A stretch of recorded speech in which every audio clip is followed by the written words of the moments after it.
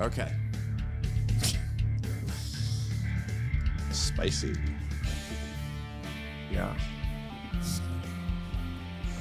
I would pay money to see that. Absolute.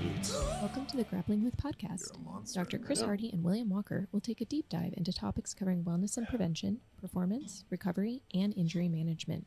Our mission is to provide the latest science-based information Gotta to do help your- you get the most out of your Oh, grappling yeah. journey, both on and off the mats, and help you overcome question. any challenges you may be grappling with. Dr. Hardy is a licensed physician and BJJ practitioner, before. but the contents of the podcast are meant for educational purposes only and should not be taken as medical advice. Please seek out personalized care from your own medical provider prior that to one after. implementing any medical treatment or intervention. Hola. Hello there. Let me continue the disclaimer and just put it out there that your boy says some crazy things and they don't represent anybody else but myself, not even my lovely wife, which she does absorb about 50% of the danger. Mm.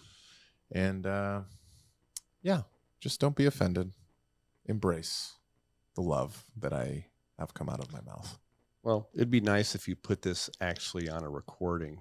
Yeah. So then You can tell I really like to do it live. I can tell. Apparently, It gets shorter and shorter every it time. does. And I'm like, eventually, it's gonna be like I'm a dumbass, and Yeah. I say stupid shit. Yeah. Well, at some point, it's just going to be like, you know what? Screw it. Yeah, right. If you know me, you're in trouble. I'm going to say crazy stuff. Yes, and I have a couple. And you can say I have attorneys on retainer for Yeah. libel and Yes. different kinds of lawsuits. I have attorneys on retainer and I have doctors backing me Mm. for all opinions. Who are those doctors? It's none of your business. Okay, it's your personal medical information. Yeah. Well, I have a cool topic, I think, today. But Mm-hmm. before we get into that, Sure. you have some interesting comment on our YouTube page that I think Yeah. we should talk about. Okay. I just happened to notice as we were sitting here right before Olivia hit that live button.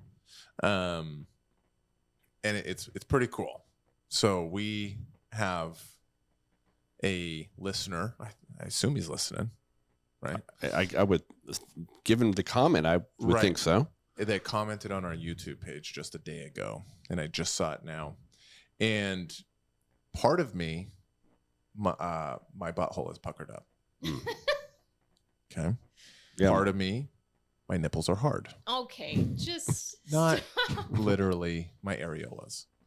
So, Is that better? No, it's worse. anyways, let me finish. I'm gonna just say we would never know if that was true because you never take your shirt off. That's true. Yeah, I'm- that's for public health reasons. I'm Trust me. I'm a gentleman, is what it is. You Oh. hairy monster. So, I noticed on our video the 2022 Master Worlds recap when we kind of went over. The one that you were on the podium I for. happened to stumble in a photo. No, for those of you who hadn't listened, give yourself props. You got third in Master Worlds, and we were all super proud of you. Yep. It's a great accomplishment. Second is you're the first loser. Yep. Third is you're the second best loser. Yeah. I am the second best loser. I agree. And so we had a professional grappler actually comment on it, and he said, "Congrats to Bill. I need to sign up for next Master Worlds, and hopefully, he's hoping this is where my butthole puckers. He hopes to face me in the black belt open class next year, Like an absolute. in the absolute, Mhm. because he is quite a bit bigger than me. Mm. Just saying. Mm-hmm. And it turns out this young man is Kyle Bame. Yeah. Boom, Bame. Did we never figure that out? You better say Bame. actually Maybe he ask could- him. Yes. Hook us up with correct pronunciation, because I think the guy on EBI I feel like he was not saying it right. I feel like that too. Yeah. There's no A in it, so But OEH? Can be an aim. B-E-H-N. Yeah. Could it be? Yep, it could be. That could be an A. Okay. So the bottom line is this monster. Is waiting for me. Yes. And I couldn't be happier. Is he going to put the gi on? That's the question. Why do you need a gi? Because I literally don't want to die. Because you would probably try to tie him up with some Oh, crazy I lapel would. game or something. immediately we would double guard pull, Yeah. and I would, as fast as I can, be ripping his gi open to try to wrap it around his head and his legs and his arms. I think at a minimum it'd be a fun for thing to me, watch. it'd be amazing. Yes, for you and friends. We'd be eating some popcorn. Anyone that I've ever insulted on this podcast Yep. would be very happy. Yes. So That's awesome, by the way. And yeah. I'd like to thank Kyle. Thanks for commenting and, basically threatening Bill. You've I'm a lifelong fan now. I already was a fan. Now I'm definitely it's the most gentlemanly threat I've ever received. It's very nice though. Yeah. Yeah. And it was very complimentary to you as well, too. Yeah. So maybe I'm going to reach out to him. I want to get him up here in studio. We'll see what happens. Well, also, let's not forget who called him out last week to win EBI. Yes. That would be me. Yeah. Notice he didn't say your name. No, but I'm a little hurt. You should be. Yeah. I know I'm old, but easily forgettable. Yeah. So, but you did pick him as your, I did, and you were texting me every match. You said my pick's looking pretty good. I know, and you who did not pick him, conspicuously did not pick him to win. Your boy didn't make it. He didn't. He did pull out with a rib injury. I understand. He's great. And that was a long shot pick. I think I said that. It was going to be a long shot pick. Yeah. If I was going to do chalk, it's going to be We call this rewriting history, Bill. You're a monster. I recognize. First of all, congrats to Kyle. Awesome performance. Yeah. It was super cool watching that. Especially if you start from his first match and we're talking about the EBI Absolute. Yeah. Over the weekend.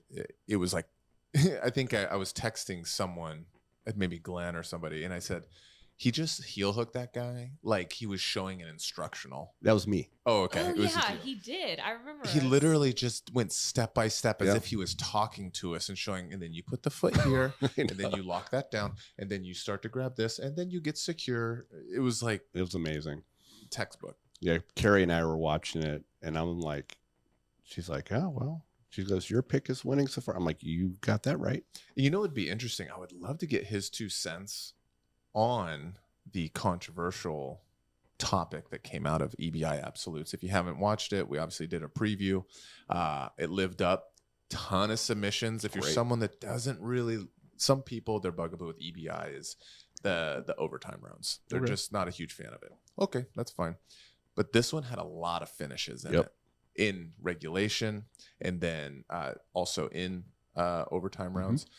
But there was specifically a 16-year-old, just turned 16-year-old. Oh, I know. Yeah, Shengoli, I believe his name is, which we got called out on the YouTube comments before the event that we're sleeping on him.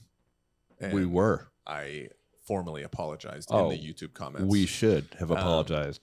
Yeah, because how he did with Porfirio was extremely good. He's like an amazing jiu-jitsu assassin, like a Chris Farley with long hair. Yeah. Yeah. With a little Italian in him. Yeah. A little Italian. Incredible. Carrie is like, did he, what? Yeah. So yeah, it's cool. The controversial piece is he landed, I believe it was an inside heel hook on someone, but he ripped it with ferocity. Yes, he did. And he went across the body. So you get here, the guy, as soon as he starts turning, the guy starts verbally tapping and physically tapping. Now we're talking about 1 second from going here to across the body, ripping. 1 second that he needs to go acknowledge a tap and then stop the twisting motion. So Twitter is basically setting this kid on fire and saying his coaches and him are people are not happy. Well, so first of all, unless you're there in the heat of the moment with all that adrenaline surging, you got a position, and he's 16. Sure. Okay. I don't know him, but in general, when I was 16, I wasn't the most mature and thoughtful, thinking about things like that. Yeah. I'm thinking, he's probably thinking victory. I Yeah. got this, and I'm not. I mean, it's dangerous. Heel hooks are freaking dangerous, Mhm. man, and you can't tap soon enough sometimes. Yeah. So it's easy to Monday morning quarterback someone like So the that. gripe is people look at Kyle, people look at Gordon. Specifically, you can point out. Kyle's finish in that first match at Yeah. EBI, or a good example is Gordon versus Mateus Denise. Yeah. They are methodical and controlled in securing the position. That's right. Which Shingoli was. And then when they start applying pressure, there is a definite exertion of effort, Yep. especially at that level. But there's kind of like when people tore into Gianni Grippo for doing that outside heel hook, Right. where it's just 0 to 100. You're not even giving an opportunity to tap. Now, some people are like, well, if his technique was so good, he could do that, and their respect, and blah, blah, blah, blah, blah. I'm on both sides, where I'm like, I understand that, like, there is something to what Kyle and Gordon and some of these other guys do, where they capture the position, and then they apply with a lot of intensity, but not explosive ripping. And it's precision, too. There's a lot of precision to it. Not as ballistic. Yeah, exactly. So I understand why that should be the goal, and why I think that's probably more appropriate. Because there's some guy that's going to have probably $10,000+ in surgeries For sure. because his leg completely broke, I guess. Yeah, and he also, I mean, who knows if that guy can compete again? Like, depending on the severity of that injury, right? A la Nicky Ryan, right? His knees are just completely destroyed, and he's like 21, right? So, but then I'm also on the other side. I'm not totally. You're in a professional grappling match. That's right. You understand that there, like, this kind of stuff. It could be an armbar. It could be a Kimura, and someone Sakurabas your shoulder in half. Like, and as we know, when a shoulder gets damaged, it's basically never right again. Well, let's contrast that incident to something like the Polhara stuff. Sure. Okay. Which was just blatantly late. Guys wouldn't let go of the submissions, basically. Even when a referee even when they're touching. So but when you're talking these split seconds with these really fast submissions, and maybe he was like I said, you're in the heat of the moment.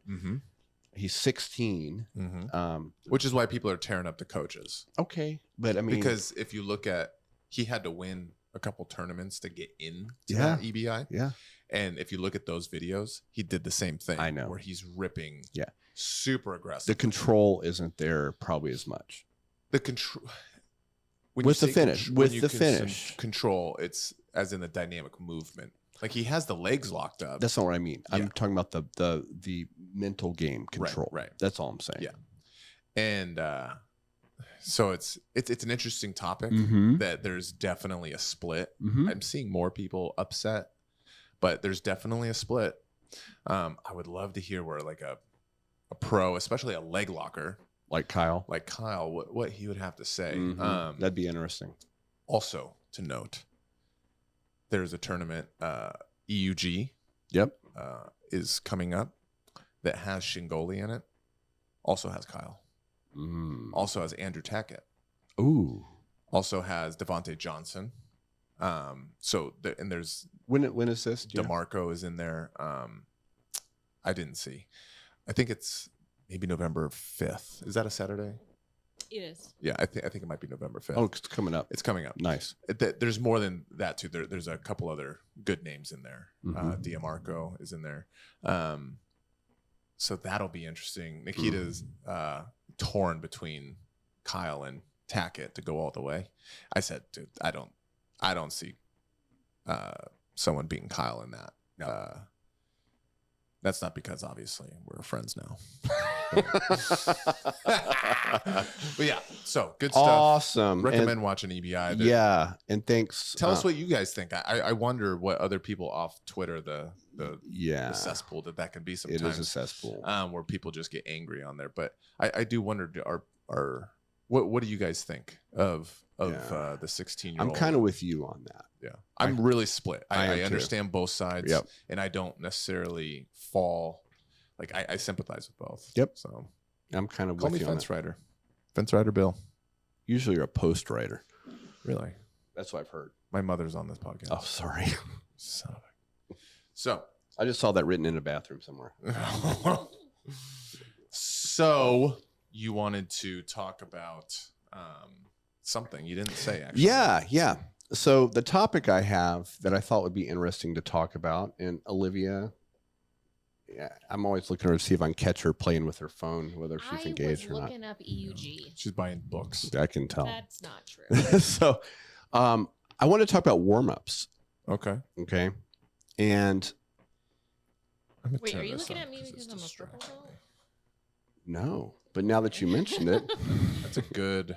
now Good that you point. mentioned it, your purple belt, you don't go to warm-ups, right? You know what? Actually, I was way better at doing that than Bill was. That's the for those of you new to jiu-jitsu, if you're white belt or anything, there's a whole thing. Once you get purple belts notoriously skip warm-ups. Just, I mean, fairly accurate. It is fairly accurate. I noticed you played that hard. I did. I started at blue belt. Yeah, I know. Once But- I could do warm ups because I dropped a bunch of fat, Mm-hmm. it's like it just evaporated. So Interesting though. So the topic is, and especially I'd like to talk to your experiences because you've been to a lot of different gyms. mhm. So there's kind of an old school mentality where the warm up is a beatdown. So when you say warm up, are we specifically talking about jiu-jitsu warm ups, or are we going to Jiu-jitsu. talk about warming up for working out as well? Well, it would carry over. Okay, so So let's use jujitsu, but it will also apply to certain other situations as well. strength training, Yep. whatever. Okay, Yes. okay. So let's go back, and there's kind of an old school mentality, and I can tell you, me in my early days as a trainer, before I was a doctor long ago in the military, I was kind of guilty of it too. Kind of beating people down Mhm. for the warm up. Oh, we haven't even started the workout Sure. yet. That type of thing. That is an old school kind of thing. Yeah. I still hear it around. Mm-hmm. There, people are like, "Man, I'm about to puke from the warm up and all this stuff." And it's like, well, so what are we trying to do with a warm up? This is a rhetorical question, kind of, but it's also I actually want your response. Mm. So, in your mind, when we're doing a warm up, what is the goal of that? Well, There's no right or wrong answer. So for me, Yep. is what you're at? Okay. Yep. So depending, because I do happen to instruct a couple classes. I know you do. I will do, because the nature of a midday class, Mhm. so I'm putting a little bit of specifics in there, I guess. The nature of a midday class is people are typically there for their lunch. Right. For the most part. So you really do have a limited window. Mhm. So I don't typically do any sort of line drills or basic solo movement drills Okay. unless I see it's predominantly white belts Mm-hmm. or maybe blue belts. Or I think that there is a solo drill that applies to the technique we're going to do, Okay. and it'll make that, for example, a long step pass. Mm-hmm. You can do a long step pass with no partner. Right. It's kind of similar to like a maybe not a Turkish get up, but there's some elements positionally that Mhm. are similar with that. So just to be able to get people to do that movement and get the muscles lubricated and get some Okay. blood flow. That's what I'm talking. So that your purpose of doing that is That's a part of it. Is I want them. So, for example, also if they're not doing a solo drill, to help with the movement, the motor skills, and getting their bodies loose, Mhm. I will have them do a non-impactful warm up, Mhm. which is typically I do some sort of judo for the most part. So basic fit drills in judo, Mhm. which is essentially where you're kazushi and you're coming into a Mhm. position, because it's just getting some tension, some muscle activation, Mhm. blood flow, the heart rate gets going, not to the point that you can't talk, but just the heart rate's getting up to probably 80, maybe a slight break of sweat on the brow. Right. So Yeah, and no matter how you do it, and that I think is ideal. So the purpose of it is to prepare for training, right? Yeah. If we're going to talk about any warm up, not just jujitsu, right? To prepare yourself for the training session, the neuromuscular system, both the nervous system and its integration into the muscular system, right? In your mind. Yeah. So That's a fancy way to say it. Yeah. yeah. And so when we do these kind of beat down quote, and I'm doing air quotes to those just listening, warm ups, They're almost Tabata style. where people are gasping and just pools of sweat and all this stuff. Yeah. The problem with that is then you go into and then teach a class, especially if you're teaching some new techniques and to some white belts that don't have those motor skills yet. There's been a lot of papers in the exercise science realm that have shown that that kind of fatigue is counterproductive, significantly counterproductive in acquiring new motor skills. Can I push back on Mr. Egghead? Yes. Some of the people that are proponents of that style of hard warm up, 30 minutes. Yep.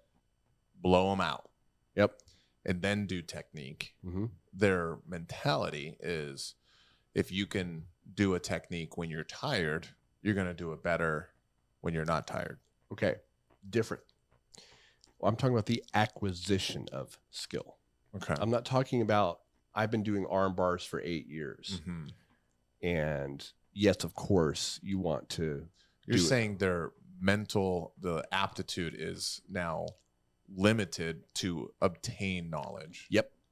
No, because of fatigue? Because of fatigue. Okay. Patterning a new motor pattern, getting a new motor pattern kind of locked into the brain. And there's a whole way that happens, a whole bunch of circuitry in the brain to allow new motor learning. Okay. So if you have a bunch of new white belts and you're teaching something that's like, oh, I haven't done, triangles or whatever it is. And then a lot of them have trouble, like, I don't know how to move my body that way yet. Okay.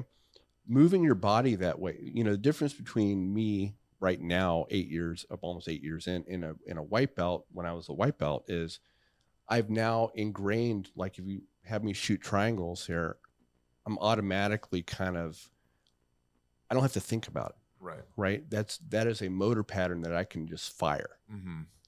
Getting to there when you're first learning it, if you're fatigued when you're trying to learn it, it really, really degrades your ability to acquire new motor skills. Okay. So as a coach, if you are, that's the art of coaching. If I have a bunch of relatively inexperienced people and I know what I'm going to be doing that day is maybe a high skill demand, the last thing you should be doing if you really want that uptake in your students to really maximize getting those motor skills patterned is to blow them out and fatigue them before that. And they've shown that time after time. Not only that, a recent paper that I've pulled here from I believe it's 2022. It's pretty recent. No, it's not. Yeah, it's 2022. Showed that they did a really interesting study where they found that not only did it affect that day of motor skill acquisition, but you only had 2/3 of your capacity the following day from that initial fatigue to gain new motor skills. In other words, if we went to class today and I beat you down, let's say you're a white belt, for a warm up, right? Wouldn't happen. Okay. Oh, I thought you meant sparring. Okay, you're just getting me all fired up. Wait till I feel good, man. I'm gonna come after you. Anyway, that's so funny. So let's say I beat you down, and then I'm trying to teach you a new technique, and then so that is severely compromised. That your ability to acquire that and get that pattern into your brain is compromised by your fatigue level. Okay, let's say we don't do let's say you come in the next day to do training. The very next day, we don't do any kind of beat down or anything like that. And we start to do technique again. The carryover from that previous day is still compromising your ability. So by about 2/3. Would this then also apply, like take jiu-jitsu out. Yep. You get a hard workout in the gym. Yep. But you're trying to also, you're doing your Duolingo at night. And you're trying to learn something, you're studying or something like that. Would that transfer to that kind of a scenario? You know what? That is a really good question. I'm going to have to look that up because it's a little different. Because it's not a motor it's skill. It's not a motor skill. It's a Okay. different part of the brain. They're all kind of related, but I would have to actually look at the research on that. That's a really good question. I'll look that up. Makes me wonder if you would have that, not only the carryover to the next day, but if your retention, if you know you're a morning workout person and you blew your legs out, you had a great whatever, and then you're trying to, that day, it's your day off maybe or something, you're trying to acquire a skill. I will speculate if you want me to. Sure. So based on kind of what I know of neuroscience, and that when you're in a fatigued, when your nervous system is fatigued, and if you notice, you know, we've talked about this before with the recovery, like the next morning you can monitor your heart rate and stuff like that. The grip test with the nervous system. So your sympathetic nervous system, the flight or fight part of it, is still elevated. And in general, under the circumstances of elevated sympathetic nervous system, memory retention is not at a premium. Reactivity is. So a flight or fight, a brain that's in flight or fight is not going to sit there and use the prefrontal cortex and kind of look and analyze the situation. It's more reactive. Okay. So the prefrontal cortex and the hippocampus work together, especially the hippocampus, with new memory formation. But when you're in a flight or fight response, that's kind of turned down a bit, right? And you really are driven by your amygdala and the fear response and all this kind of thing. I would speculate that your ability to consolidate new memories under a fatigued, because it's not just muscular fatigue, it's the nervous fatigue, right? Nervous system fatigue. I would probably speculate that it is compromised. I would have to look at what the research shows, because I'm sure it's been done. But for sure, motor development. And that's been well established, and it keeps the papers that keep coming out keep just hammering that home even more. Okay, so what about, because we have a few people that do this that I know of in our gym at a minimum. And I've seen it other places.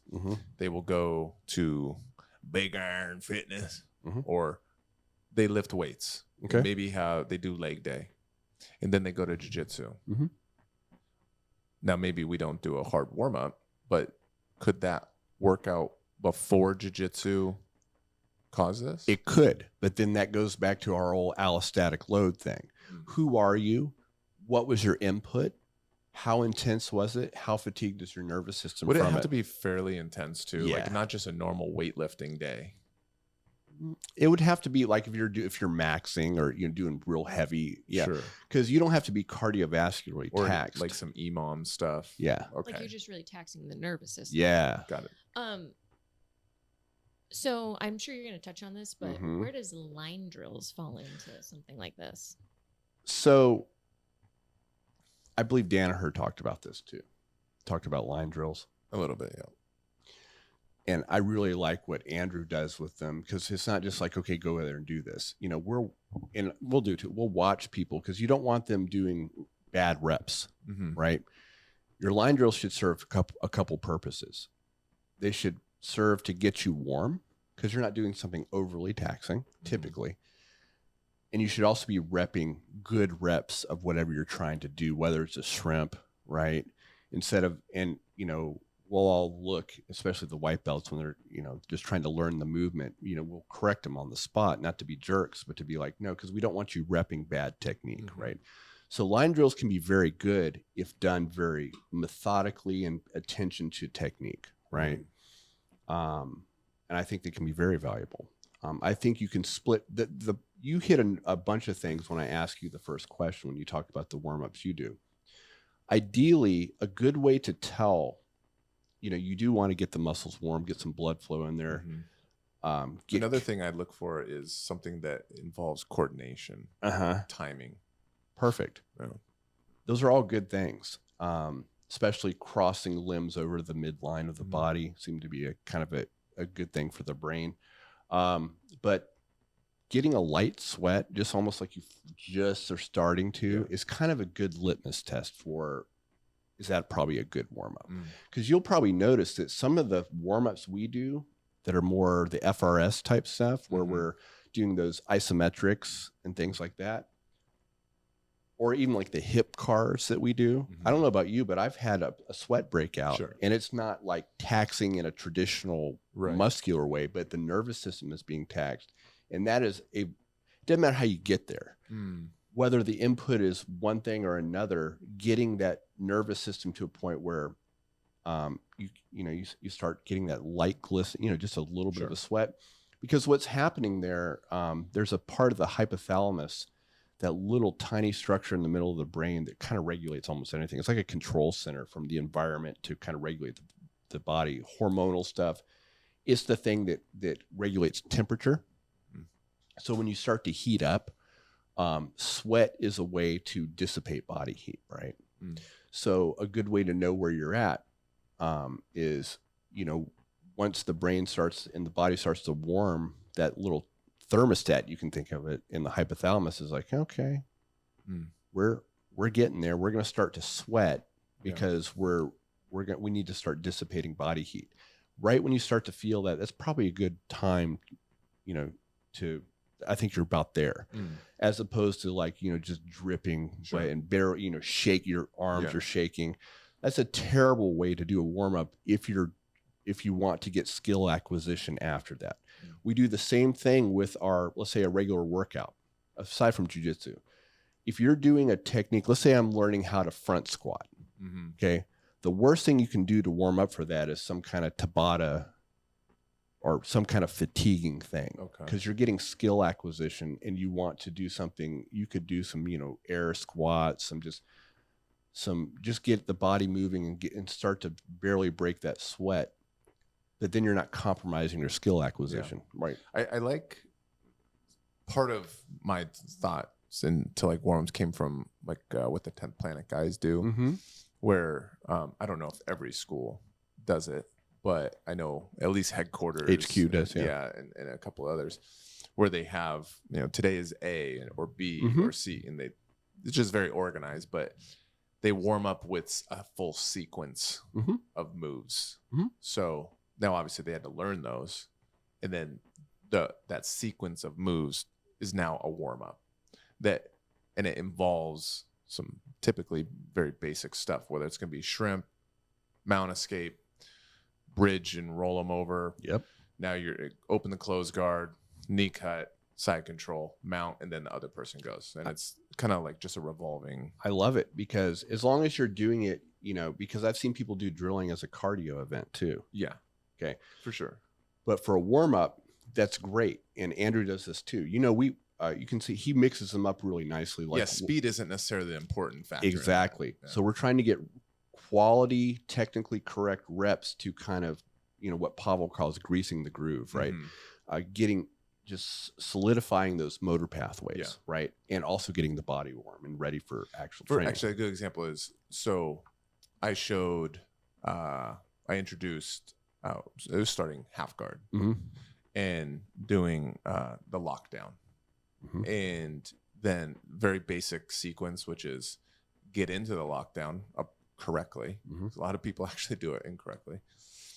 Get into the lockdown, whip up, and then come off to either you're into the beginnings of dogfight, electric chair, or old school sweep.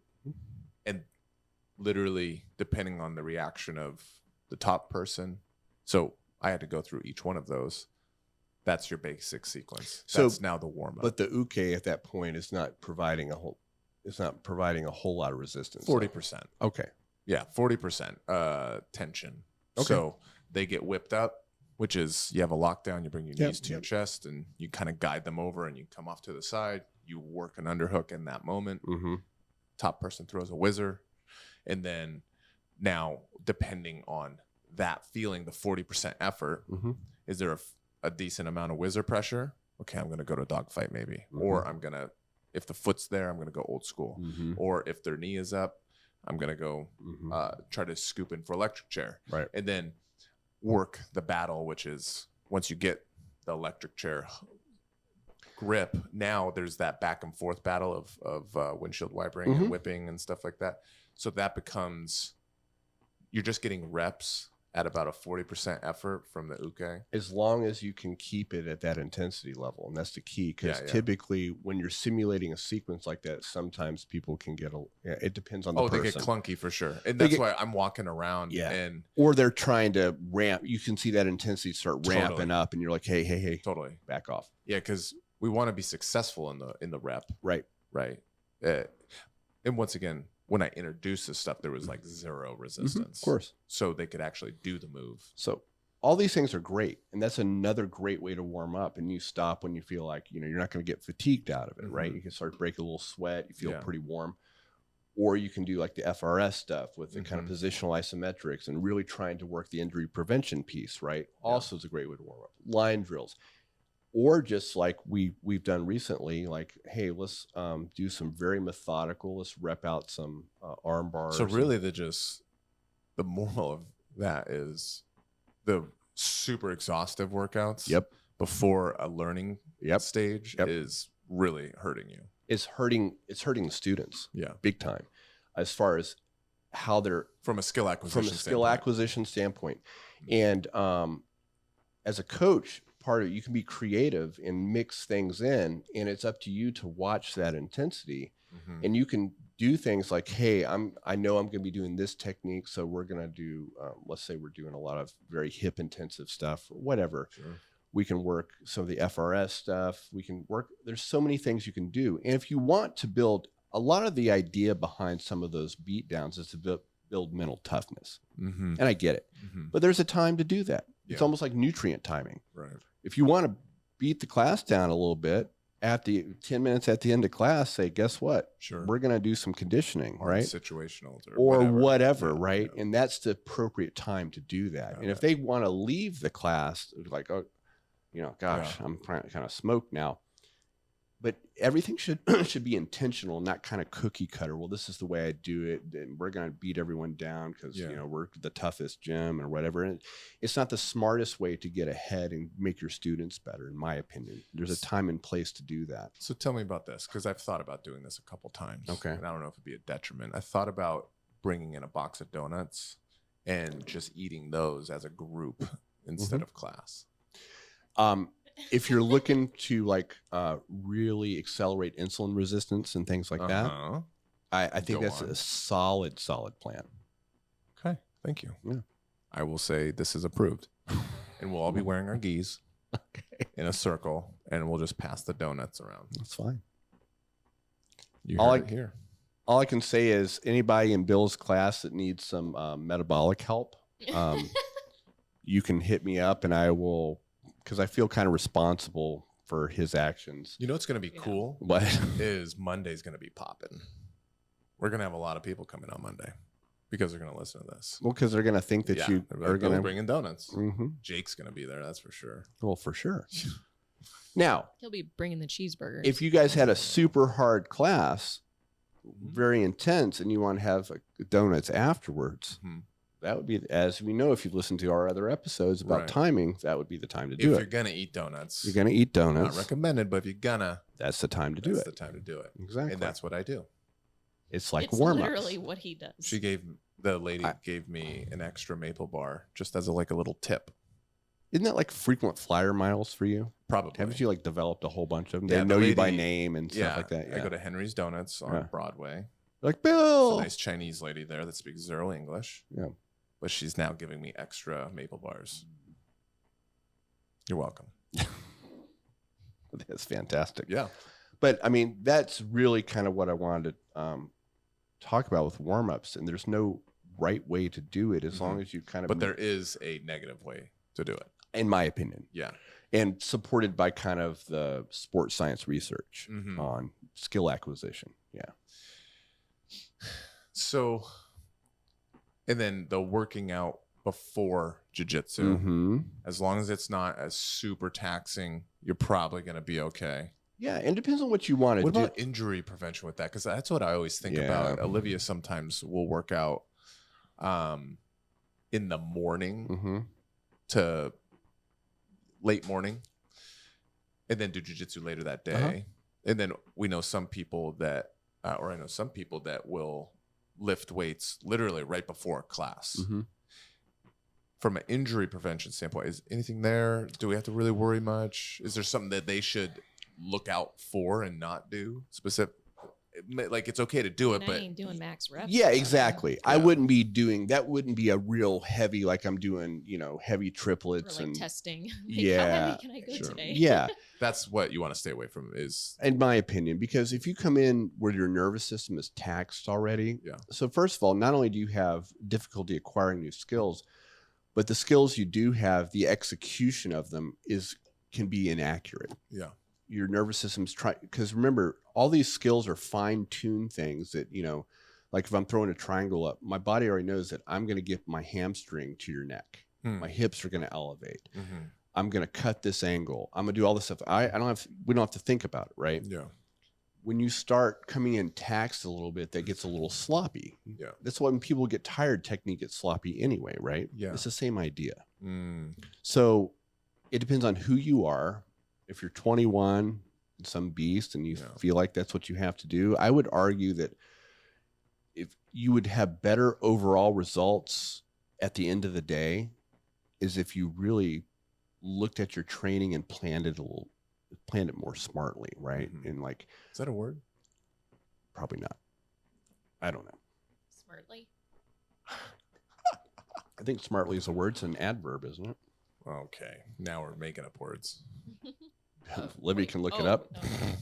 I'm saying Is that what I'm adverb. doing? I think it is an adverb. So I have I to don't look up if know it's what an that adverb is. too. yeah, it's the way I am doing something, doing it smartly. Okay, I'll allow it. Or is it an adjective? I don't know. You're just She's going to look it up. It's been a long time You're since I've been in speaking high French school. to me right She's going to. It is an adverb, but it doesn't actually come up in like dictionary.com. So. Oh, there's an adverb. Oh wait, hold on. Maybe under it. Maybe it's a UK thing. Cambridge. those people barely have a country. It is an adverb. Is it a word though? In a fashionable and slightly formal way. Yes. Smartly. The big brain on Chris. All right, Well, you lucked out this time. I lucked out. That was kind of pinging around in there But somewhere. it's I'll only never the get. Cambridge Dictionary because Americans don't say That that. thing's basically a comic book. The Cambridge. Yeah, that's actually English. It's not like this American stuff that we speak. English. English. Yeah. Mm. Okay. So yeah, I thought it was a good topic to No, talk it's about. great. It's good to know because you're right. Those super hard workouts still are prevalent. Mhm. As Again, you I'm said, not I've saying dropped not. in places. I'm not saying not to do them, but do them at the right time, Sure. right? If you want to So- build mental toughness, let's do it at the end of class. Well, okay. Well, maybe you have a class structure where you're not going to introduce necessarily a new technique, Mm-hmm. and you want to do like speed drills as like the main thing because that's something we've done a little bit of. But why are you drilling? It, What's the purpose of drilling? to sharp. Well, in speed drills, it's to sharpen like triggers. Mhm. So we get this grip, and then we do an initial movement. It's Okay. not a big movement. Yep. But it's just you're getting the triggers that okay, I got this. I get a feeling. So I get the outside knee with this grip, and I get a lapel with this grip, and at that moment I need to X pass. Do you feel like So I'm not learning the X pass. I'm just getting those feels. but what is that doing? What's the purpose of that? So you can then automatically do that? Yes, My muscle memory? by muscle. What is muscle memory? It's motor learning. It's motor learning. Mhm. So reaction time too can be Yes. definitely decreased Okay. under fatigue. Okay, Mhm. right. Mhm. Okay, I was trying to throw a curveball at you. No, it's okay. I mean, I don't claim to have it all figured out. I'm just, it just doesn't, that wouldn't make, just know Wouldn't what make you're much of a trying difference. to do with everything you're trying to do. What is your purpose? And if you want to just do a whole class, like, you know what? We're not doing any new skills. We're doing some very low things that don't require a lot of motor skill. Mm-hmm. and we're going to beat you down today. We're building mental toughness. That's the purpose of this class. Okay. Perfect. Let's do it. You know, It's good. Yeah. No, good to know. just know what you're doing. That's Okay. all, and what the purpose of all this is. Anyway, yeah, but that's kind of. Do you have any comments on that, Olivia? I did, and then it flew out of my brain. Then you were looking at your phone and it disappeared. No, how dare you? Okay. I'm joking. Well, hold on. There was something. Think about that. I'm going to ask him a question. Fine. You ever heard of AG1 athletic greens? Mhm. So we got a question Okay. on the interwebs. It says, do we have any experience with it? And is the product legit? So, yes and yes, but Okay. I want to talk about it a little more. Okay. I have used that off and on. It's a high quality product. So the ingredients in it are high quality. Can you explain what the heck it is? Because I don't really know. So it is Athletic Greens is one of these all-in-one kind of supplements. It has all kinds of plant extracts in it. It has vitamins, minerals. It has probiotics.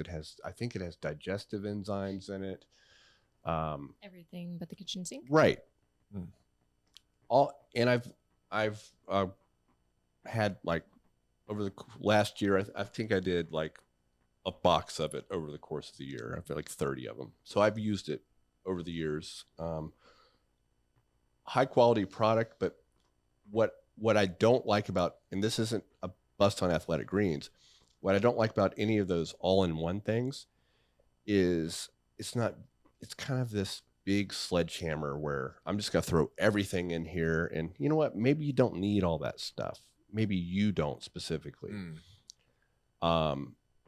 Maybe I'm more of a fan of like kind of mix and matching. Hey, yeah, I need some omega-3s and I need some collagen. And this week I want to do some probiotics, right? Because you don't need to be on probiotics all the time. And if I'm not having any big digestive issues, I don't necessarily need you know what I mean? Sure.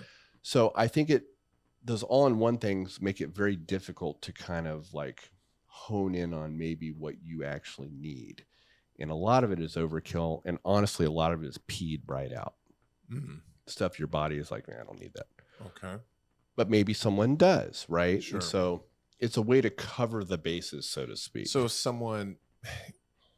if anybody has tried taking supplements regularly, you'll know it can be tough to be consistent. Yep.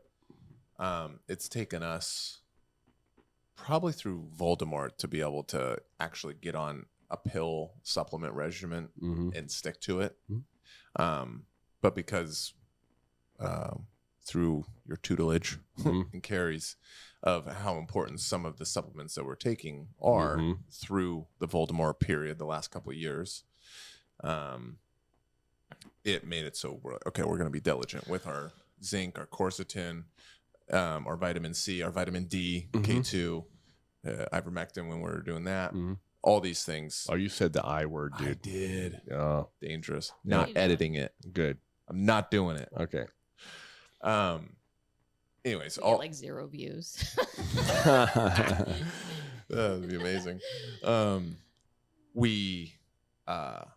That helped us be diligent and are consistent, and it's carried over, and we're good with it. So- Ashwagandha is another one we do. But so my question is, for the person that struggles, they just know that they struggle with being consistent with that. Is something like this, the AG1 Athletic Greens product, is that good for them? So they only have one thing. It can be helpful for that. Okay. But that's where individualized nutrition and let me use myself as an example. I don't take the same supplement regimen year round. Okay. Wintertime, I increase my vitamin D. Okay. I always take magnesium because I think we all need to, because I think the soils are depleted in general. That's can't another one we take. Yeah. Yeah. I do take a multivitamin as I age. I think I need that a little more, a good quality one with good vitamins in there. And there's ways I think we talked about that months ago about how to look for a good supplement.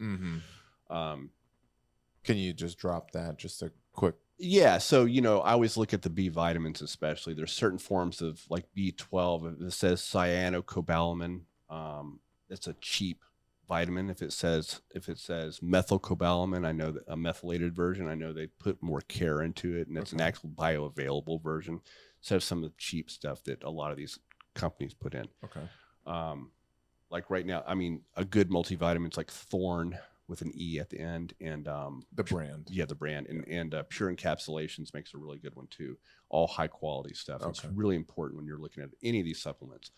But certain times, like if I'm having like more stress in my life, like it happens to all of us, I will then take some ashwagandha, some of these adaptogens, but I'm not taking these. And then sometimes I'll cycle on and off probiotics. Usually, let's say I like recently, a couple weeks ago, a month ago now, I had to take a course of antibiotics, which I don't like to take usually because I had a really bad respiratory thing that turned into probably pneumonia. But after I took that antibiotic, then I cycled on to a month of fermented foods to get the probiotic back in there to kind of help my gut. Right. So again, do I need that year round? No, that's my point. So I like to be able to mix and match, and then what I'm needing. Like I've started taking leucine, which is one of the branched chain amino acids that hits the mTOR pathway to help me as I'm in my 50s really keep hitting that anabolic switch to keep my muscle mass on, right? Okay. So again, that's unique to me, where someone else, let's say a 21-year-old, they don't need to be on leucine. Sure. Right. They're doing just fine with all that. So that's what I mean by that. So but I don't think there's anything wrong with using that. I mean, it's pretty pricey. The AG1. Yeah. Yeah. But I think it's a good product. The ingredients are good. Yeah. But again, there's a place for it, but it's a shotgun approach. You can be a little bit more optimal. You could, and then you have to really see what you're actually needing and what your goals are. Maybe there's some ingredients in there you don't do too well with. Does it help with monkeypox? I don't know. I don't think there's any studies on that, dude. Really? Don't hear about that anymore, do you? No. I have a question. Yeah. So, what's the proper way to help someone who's passed out from a choke? You know how people they lift the feet, they rub the their chest, they throw a cup of water on their crotch to act like they pissed themselves. That's a little ridiculous. Sometimes people slap them, or I've seen it also where people will literally grab the person and try to stand them up, and they're just like a dead body, Mr. That's Bernie's. a terrible idea. Right. Weekend at Bernie's. Okay. Weekend at Bernie's. Matter of fact, that's the opposite of what you want to do for a variety of reasons. First of all, you don't want to stand them up when they're unconscious. First of all, the reason why, look at what the IBJJF refs do. That's what you should do. I don't know what they do. They elevate your feet. The reason why people do that is to help get the blood back up to the brain through gravity. You know what's kind of silly though? What? Not just IBJJF refs. Obviously, yeah. But IBJJF refs do, but not just them. Refs will just get pissy when someone got choked unconscious. They're just laying there. The ref is maybe kind of give them little taps on the chest or rubbing their chest or something like that. And then the competitor, the opponent, will raise their legs and they'll be like, no. Like, don't help. And then the ref will go and raise their legs. That is solely due to probably a liability thing. Okay. Dang it. Yeah, because but then they should be lifting the legs right away then. Touche. Well, I agree. That's the whole reason. Standing someone up negates that whole thing, and plus is a safety issue. Because we want blood to go back to the brain. So right. Gravity will pull things down, right? Would it be even better? Let's say you just choked someone out. I'm just waiting. Here we go. Okay. You with me? I'm with you, dude. That look you just gave me was so like you're my dad and you're dismissing the retarded stuff I'm about to say. You're hitting really close. Sore spot. Yeah, I'm feeling that way too sometimes. Well, go to your room, son. Stick with me. You know double underpass? Of course. So what if someone is completely unconscious? You scoop their legs up, get a nice grip, and then you shovel them up, and they TP choke you. That would be embarrassing. A dead corpse TP choke. No, but So you pull their hips up. So now they're kind of, it's almost like they're getting stacked a little bit, but their hips are in the air, their legs are on your shoulders. You could stay there. That even better? Yeah. Than just raising their feet? Sure. Why would that be better? It wouldn't be better, but it wouldn't be bad. Because instead of this, if you can please. Yeah. Instead of your legs being up, you're now like this. Yeah, I don't think you need all that personally. You could do it on the table. I know you could. What I was thinking where you were going with this, because I know you. I'm gonna hang him upside down. I thought you were talking about the person from the bottom getting double underpass, reaches up and does that TP choke, and then you pass out kind of in between in this face plant. Oh, like in their crotch. Yeah. That's where I thought you were going with that. I'm not surprised that you think about doing that. I'm just saying, I know you well, and I just thought that's where you're going. No, I was thinking about safety of people. Okay. By doing a double underpass while they're unconscious. Bill's like, I want to, can I just keep them stacked? Can I do that? Well, I don't want to compress their chest. I just want the blood to get back down to their brain. Sure, Bill. You know what you can do just for you next time? And you can be a ref. Next time someone passes out, you can sneak under them and get into a double under position and kind of hold. How about this? Next time you get baseball bat choked in a tournament and you go unconscious. I was a blue belt. I'm going to run onto the mat and I'm going to double under your ass. Well, thank goodness I had a ref that took good care of me. I'm going to have your butt in my face and you're going to wake up and you're just going to be compressed with. Sounds like a Friday night, dude. Yeah. Why would you say yeah, Bill?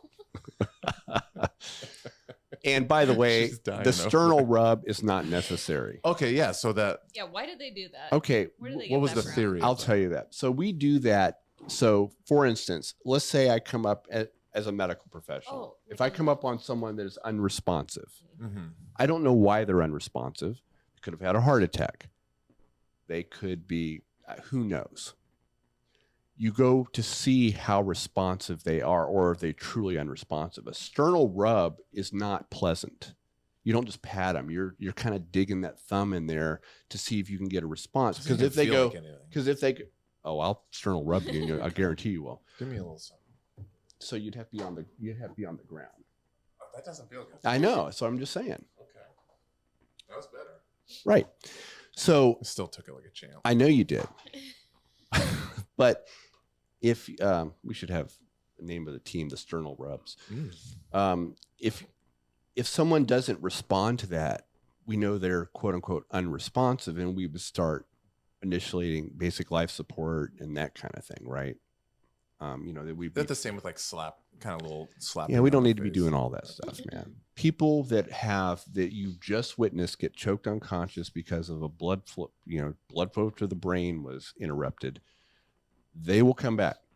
You just put them in a position to facilitate that. And that's all you need to do, and they'll be fine. Gotcha. You don't want to be slapping them around as they're coming to. And they're like, what that, put them into a flight or fight response or something like that. Ref. Yeah. Who knows? Right. Exactly.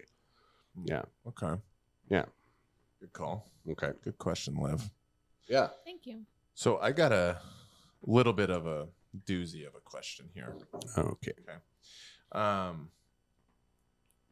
There is a Twitter discussion, and there's a guy I follow on there, Constant Pressure. He's a black belt. He's got a bunch of good information on Twitter and stuff like that. But he was in a discussion, and it popped up on my feed, and it had to do with inflammation. Okay, because it just seemed like now he was asking questions to someone making a bold statement. He was like, no, really, I'm actually asking. And the guy then backed down and was like, I don't know. It just doesn't seem right. So let me give you a little bit of the story here. There's a prominent person named Cernovich on Twitter that was talking about, you know who that is? No. Oh, he's like a political I'm not on Twitter. pundit. Okay. But he was talking about working out. And he had said that putting ice on muscle strains is like kind of bullshit. Okay. And then he said, he's like, I got attacked by it. Like people were just like, no, ice muscles and like your the RICE acronym, right? Rest. Yeah, it's completely outdated. Okay. And I talked about that in our Yeah, I was previous gonna say, podcast. We after talked about you, injuries. Bill. It's called a callback, people. Continue, sir. Gosh.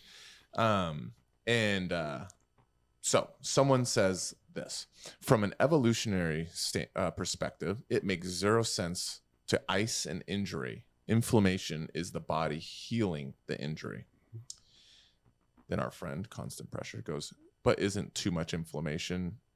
Too much inflammation is detrimental, though. No, like as a question mark. Then the guy responds, I guess I'm just saying the idea of using ice to stop the body's natural inflammatory response seems to be going against the body's own way of healing. Mm-hmm. Well, our friend goes, no, but I'm asking for real. My guess is too much inflammation can impede performance and lead to further injury. Is that correct? The guy basically got no response. And I said, I'm going to ask on the podcast. The one response he did is, I'm no expert. From my experience, after rolling an ankle, you want the inflammation to go away because you have the no mobility and can't run around or play. But maybe that's just a quick fix and the tissue isn't really healing as well if it was left alone. Okay. There's a difference between acute inflammation, Okay. which is, from the direct inflammation right after an injury, and chronic inflammation, like you see in diabetics and things like that. Okay. Chronic low-level inflammation is definitely bad. Okay. It is a driver of vascular disease, heart attacks, neurodegenerative changes. I mean, that's why diabetes is so bad. That's bad inflammation. It's chronic low-level inflammation. Acute inflammation, and we talked about this also in our cold water immersion podcast, where I recommended not to do cold water immersion right after a strength training session. Mm-hmm. Wait to the next day at least, because of his point is exactly correct. The inflammatory response is there for healing. That's why I also said, I'm going to call back to that when we talked about injuries, that I said ibuprofen is impeding the healing process because it's an anti-inflammatory, right? Okay. So that guy's correct. What we do, what can be helpful is elevate and compress the area to get the swelling. So swelling is a byproduct of the inflammation, okay?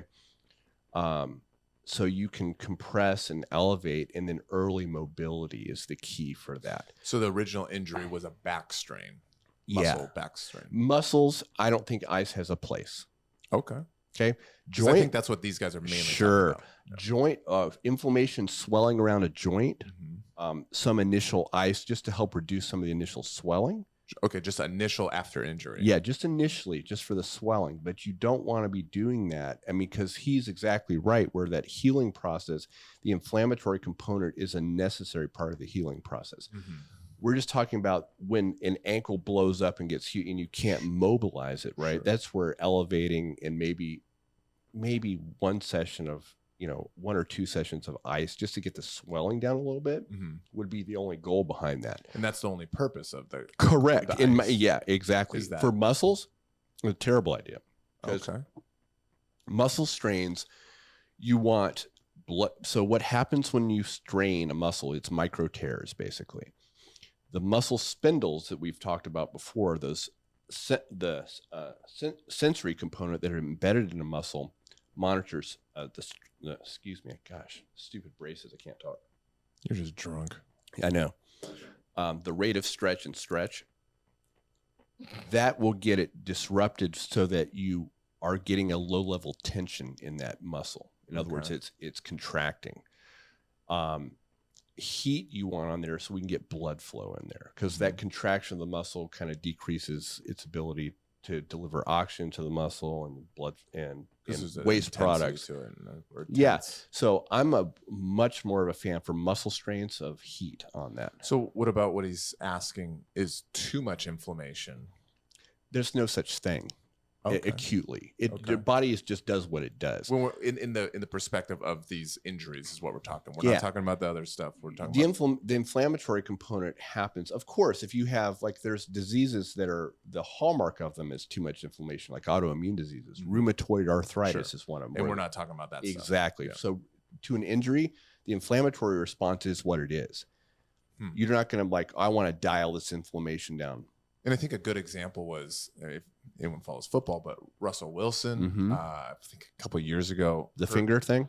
it was either his finger or he had an ankle injury, but he came back. They said it was going to be 6 weeks. Mhm. He came back in like 2 weeks. Mhm. And his whole thing, he's kind of an odd guy, but he was like, every day Mhm. I worked, that I didn't rest. That's right. I didn't just sit there. He kept it mobile. Yep. He was same with like, there's a story right now because they flew to London. Yep. And he has a hamstring strain, and the whole team was saying in the aisle while everyone was sleeping, he was doing mobility stuff in the aisle on the flight to London. Exactly. I'm going to tell you a story about that. Andrew and I were down last November, about almost this time last year, down at the UFC Performance Institute for Dr. Dre Spina's FRS, the internal strength model. And he told a story about his own knee reconstruction. Mm-hmm. So he had some pretty major knee surgery. And at the 30-day follow-up, he followed exactly the FRS principles of early mobility, slow progressive loading to build up that connective tissue again.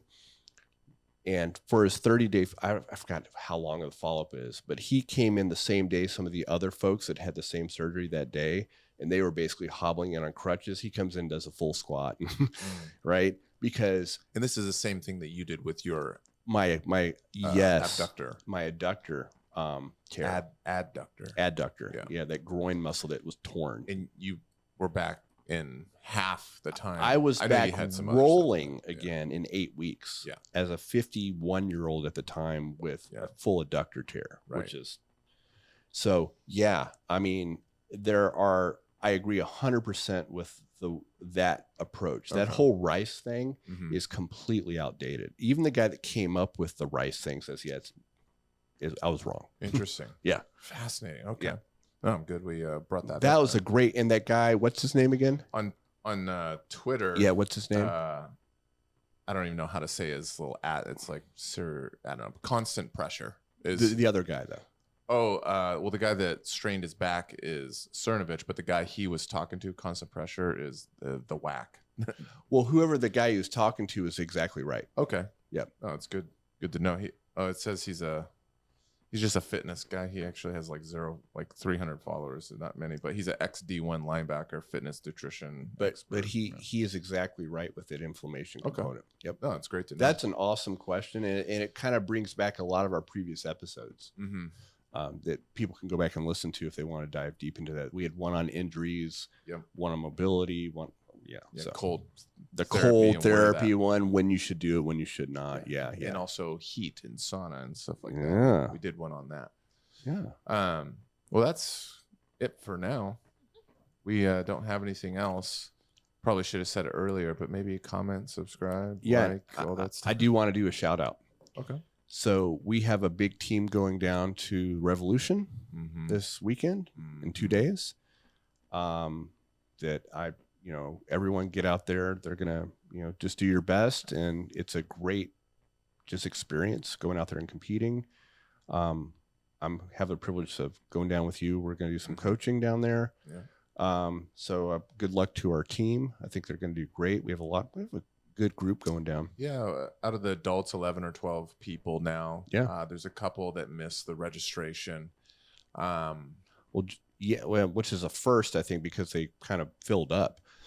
Yeah, they went to capacity. Yeah, and they've literally never gone to and capacity. Anybody in the Northwest, Jeff, who runs that, does an outstanding job. It's the Rev. The Rev is Revolution BJJ. It's a great tournament. It's gonna be cool. The only other thing is next week I'm gonna have my Spawn in here, and she's gonna be talking about her struggles, and it'll be an interesting conversation for any. Be. She's been doing jiu-jitsu for a couple of years now. Oh, actually, quite a long time. Oh, okay. And the almost, I won't say the normal struggles, but stuff anybody's going to be able to identify with, and like it'll be an interesting conversation. So yeah, should be good. All right. Holla with any questions, anything you guys want to hear us jabber And about. and Kyle, Yeah, cowboy. I picked you, man. Bill didn't have any faith in you. Oh my gosh. You're a monster. And I hope you crush him next year in absolutes. That's all I gotta say. No, he's gonna have to wait again because I'm gonna do the brown belt. Is that your Masters. plan? Okay. Yes, I'm doing brown belt masters. He can wait. Start practicing in the gi, buddy. Oh I'm my gonna cut that part out. Yeah. Hit it.